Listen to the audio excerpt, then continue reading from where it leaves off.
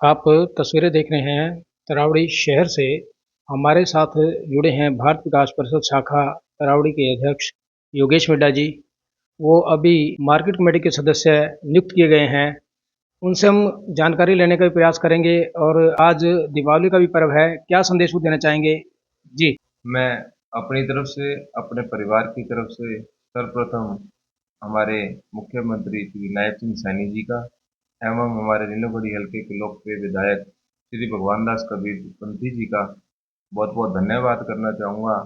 और साथ ही साथ मैं धन्यवाद करना चाहूँगा हमारे जो चेयरमैन बने हैं मार्केट कमेटी के श्री रणदीप चौधरी जी एवं वाइस चेयरमैन राजीव नारंग जी का, जिन्होंने हमें जिम्मेवारी दी है। उनका बहुत बहुत तहे दिल से धन्यवाद है। साथ ही साथ आज दीपावली का उस दीपावली के पर्व की भी सभी को बहुत बहुत बधाई हो।